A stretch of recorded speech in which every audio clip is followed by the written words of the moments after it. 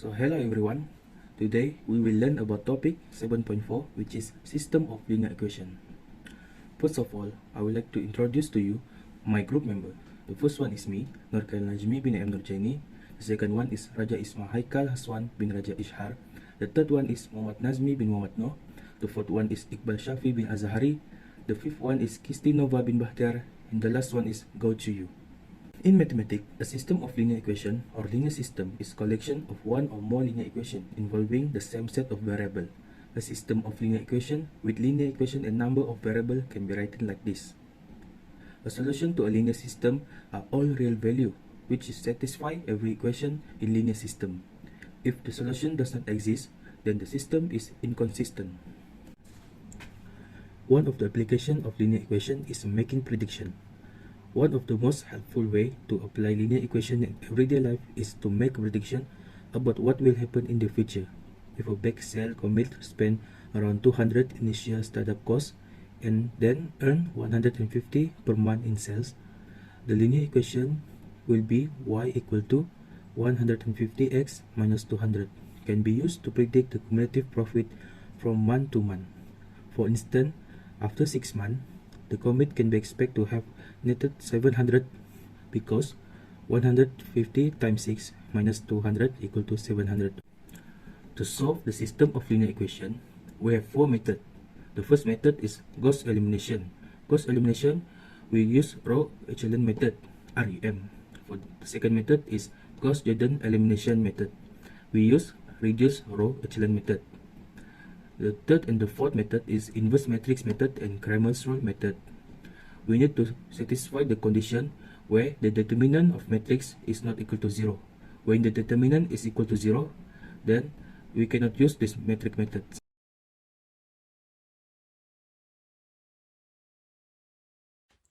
Hello sir, my name is Gao Chuye, and today I'm gonna illustrate about the Gaussian elimination method.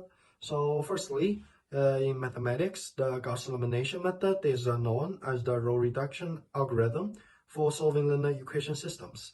It consists of a sequence cooperation performed on the corresponding matrix of coefficients, and moreover, the Gaussian elimination uses ERO to get onto the REM.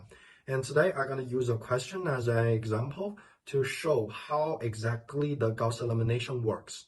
Alright, so this is a question that I'm going to use the Gaussian elimination method to solve it. So what we can get from this question is we got the three matrix and also the 3 variables here, which is x and y and z, also given by the an equation, which is ax equal to b. And according to this method, the first step, what we're going to do is construct the augmented matrix. So should be like this. And after we get the augmented matrix, what we're going to do for step 2 is we're going to change this to the echelon matrix. So how are we going to change it? We're going to change the R21, which is the 3, as a 0, also for the R312, which is a 1 minus 1 to the 0 as well. So I came up with the idea that's R2 equal to R2 minus 3R1. So it should be like this. All right. So once we got this, we're going to change the R312 as a 0 as well, right? So it should be like this. R3 equal to R3 minus R1. And this is a final echelon matrix. That's what we got. And according to this final echelon matrix, we can get the 3 equations, which is here. And according to these equations, we can get the x and y and z step by step. So first we got z, and next we got y. And the final, we will get the x. So it's actually down, but the final step is we're going to put this number into the matrix form. So that's all. This is a Gaussian elimination method, and it's actually pretty easy, but we still have to be careful, especially when we're doing the calculation. And thanks for watching.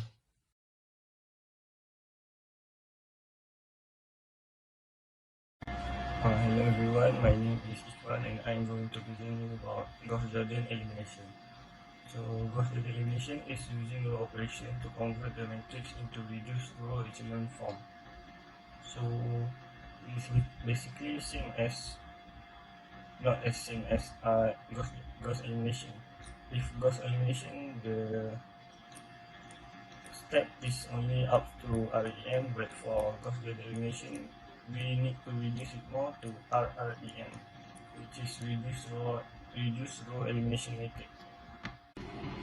So basically, I am going to continue from what Ryan explained is in Gaussian elimination, because for Gaussian the step is almost the same. So we take from here. So for Gaussian elimination, we need to make it row 1.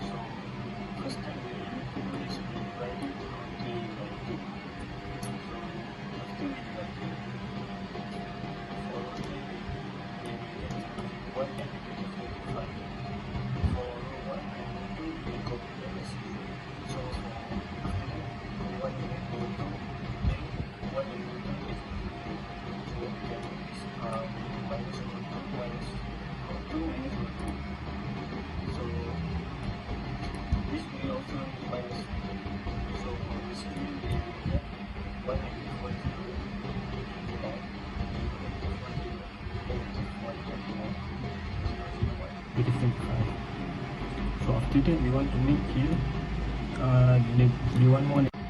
So after that we want to make here the one in row 1 0. So what we can do is row 1 minus row 2. So row 1 minus row 2 we will get 1 0 0 1 5 8 0 1 0 1 2 0 0 0 1 negative 55. So for the last step we want to make the one in row 2 is positive. So what we will do is we times by negative row 2 times negative. So after that we will get 1 0 0 1 5 8 0 1 0 1 2 9 0 0 1 negative 45. So this is what I mean from REM. We need to make it 1 and others is 0. So after that we will get the answer is 158, 129 and negative 25. Negative 25. Basically, this is XYZ. 158, X is 158, Y is 129, and Z is negative 25. So that's all for this. Thank you.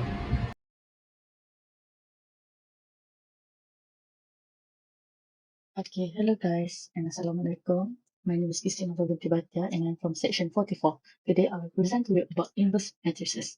So, as you know, we have two kind of method, which is elementary row operation and also adjoint. You need to remember all these five. If A inverse exists, then the matrix A is called a non-singular matrix, which is A inverse will exist if only the A inverse is not equal to 0. And if A inverse does not exist, then the matrix A is called a singular matrix, which is if the A inverse is equal to 0, the A inverse will never exist. A B inverse is equal to A inverse B inverse. A square matrix A has an inverse if and only if the determinant of A is not equal to 0. And lastly, if the matrix has an inverse, then the inverse in the mean. Okay, so let's try to do some exercise for the elementary row operation. Okay, so here's I made to you guys for the elementary row operation, which is for the 2 times 2 matrices. Okay, we have the for the elementary row operation, we need to get for the matrices A, we need to find the singular matrices until we get the singular matrices like this. Okay. So that's for the elementary row operation methods. Okay, we have the 2 times 2 matrices and it given the A. So the elementary row operation can be used to find the inverse of n times n matrix. Okay, for the example like 2 times 2, 3 times 2. And from the relationship between A inverse, A inverse A is equal to 1. Okay.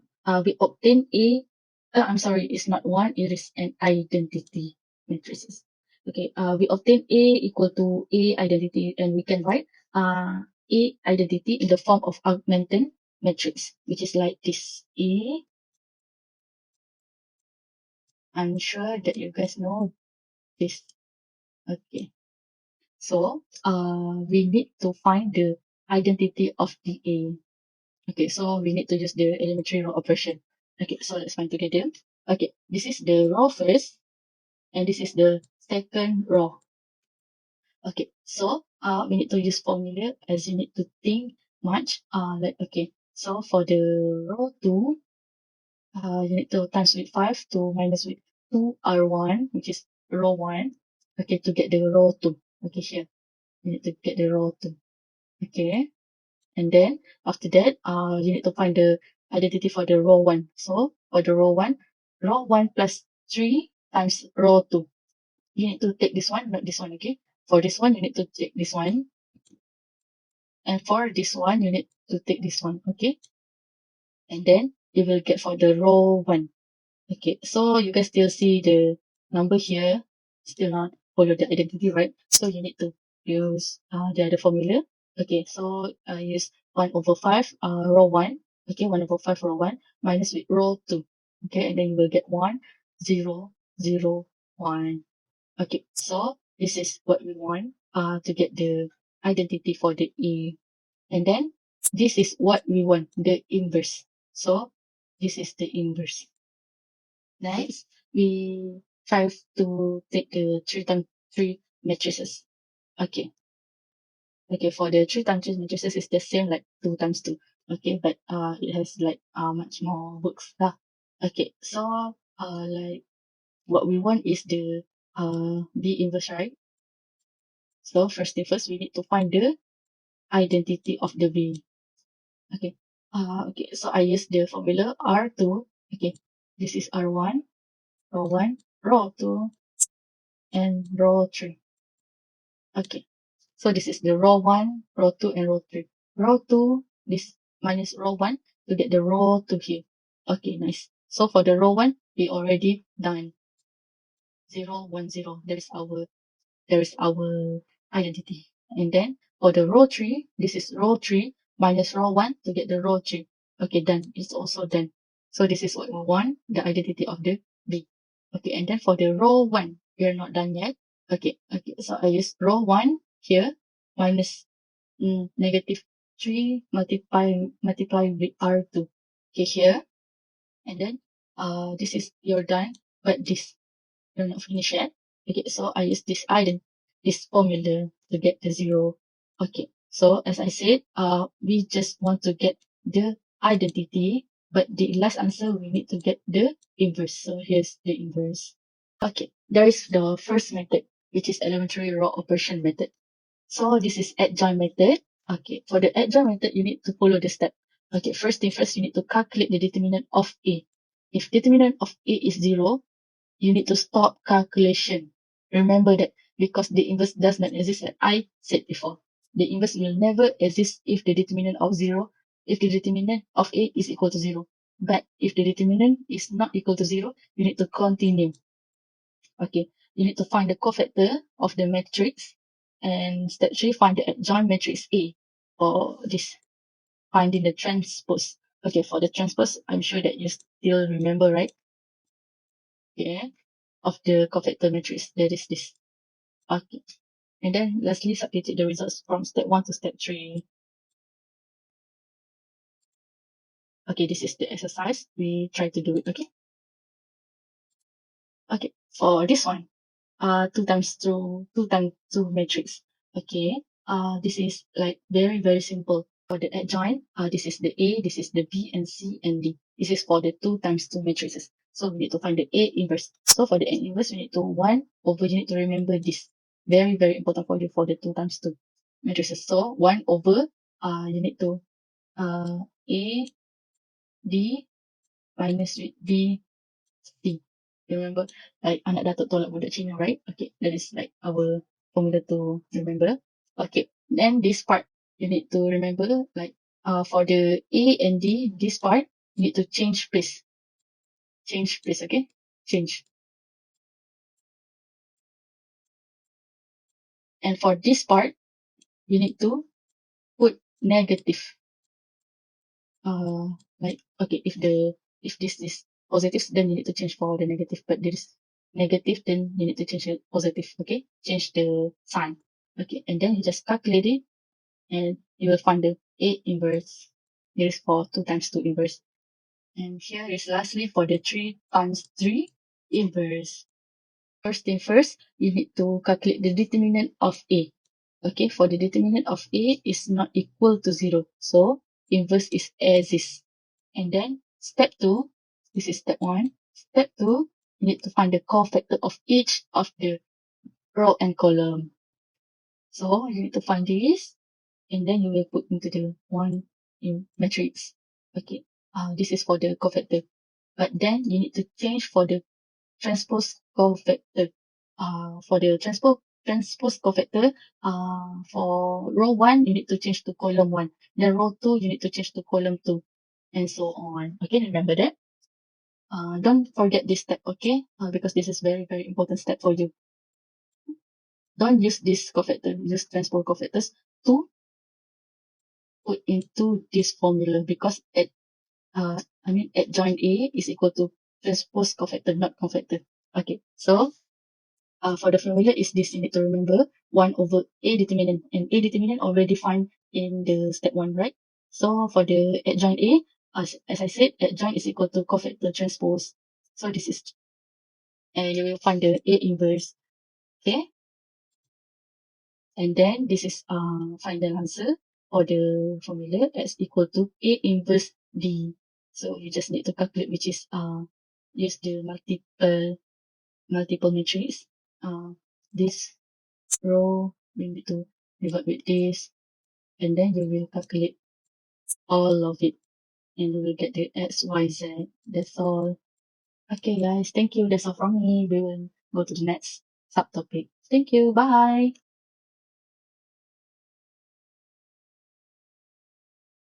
Okay, next we will go to the next method, which is Cramer's rule. Cramer's rule. Given the system of linear equations Ax equals to b, where A is an n time n matrix, x and b are n time 1 matrix, if determinant of A is not equal to 0, then the solution to the system is given by x1 equals to determinant of A1 divided by determinant of A, x2 equals to determinant of A2 divided by determinant of A, xn equals to determinant of An divided by determinant of A.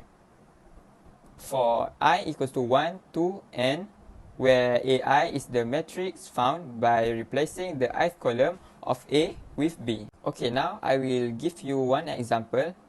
Okay, the linear equations given is x minus y minus z equals to 54, 3x minus 4y minus 2z equals to 8, x minus y plus z equals to 4. Okay, now for the solution. We need to change the linear equation form into matrix form and let this matrix as A, this matrix as X, and this matrix as B. Next step, we need to find the determinant of A. We can use any column or any row that we want, but for me, I will use the first row. 1 times negative 4 minus 2 plus 1 times 3 plus 2 minus 1 times negative 3 plus 4. So we will get 1 times negative 6 plus 1 times 5 minus 1 times 1. So the determinant will get this negative 2 and not equal to 0. And then we will let the second matrix, which is A1, we replace the matrix B into the first column like this. So it will be like this, and we will find the determinant of A1, 54 times negative 6 plus 1 times 16 minus 1 times 8. So the determinant of A1 is negative 316. So we use the formula determinant of A1 divided by determinant of A. So x equals to negative 316 divided by negative 2. So we get x value is 158. For A2, I replace matrix B into the second column. So we find the determinant of A2. 1 times 16 minus 54 times 5 minus 1 times 4. So we get negative 258. By using the same formula, determinant of A2 divided by determinant of A. So negative 258 divided by negative 2, we get 129, which is the y value. Okay, the last step is we will need to find the z value. From matrix A3, I replace matrix B into the third column. So we find the determinant of A3. 1 times negative 8 plus 1 times 4 plus 54 times 1. So we get 50. So we use the same formula again. 50 divided by negative 2, we get negative 25. So the final answer for this question is x equals to 158, y equals to 129, z equal to negative 25. Hi, my name is Raji Isma Haiqal Haswan Ha. So I'm going to make a conclude for what we have learned today. So today we have learned 4 methods, which is Gaussian Elimination method, Gaussian Elimination method, Inverse Matrix method, and Cramer's rule. So what I can conclude is all of these 4 methods is going to lead us to the same answer.